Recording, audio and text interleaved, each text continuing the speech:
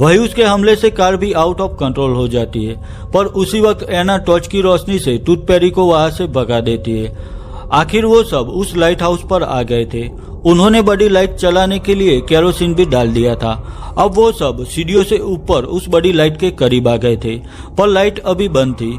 Police officer Kyle को कहता है कि शायद केरोसिन उस लाइट तक नहीं पहुंच रहा, तो काइल उस ऑफिसर को लेकर नीचे लाइट ठीक करने के लिए आता है।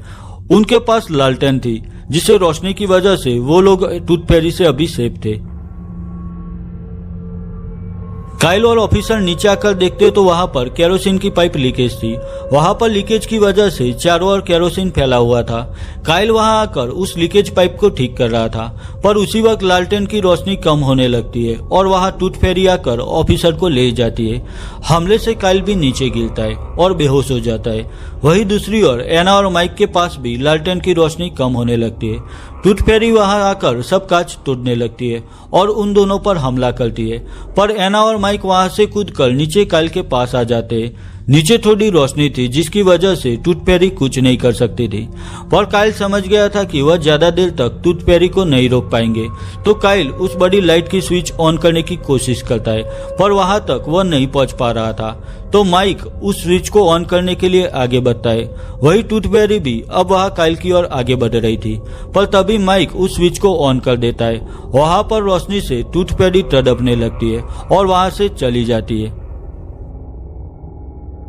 काइल माइक और एना को लेकर वहां से निकलने की तैयारी करता है, पर वहां फिर से टूथ फेरी आकर काइल को पकड़ लेती है। उस वक्त काइल मटिल्डा का नकाब निकाल देता है। अब वहां पर मटिल्डा का जला हुआ डरावना चेहरा दिखाया गया है। वह काइल को मारने की कोशिश करती है, पर उस बड़ी लाइट की रोशनी भी अब धीरे धीरे बढ़ने लगी थी, तो उस रोशनी की वजह से टूथ फेरी मटिल्डा का चेहरा जलने लगता है। आखिर वहां काइल उस लाइट की आग से अपनी टी शर्ट पर आग जलाकर मटिल्डा के चेहरे को जला देता है, जिससे मटिल्डा काइल को छोड़ देती है।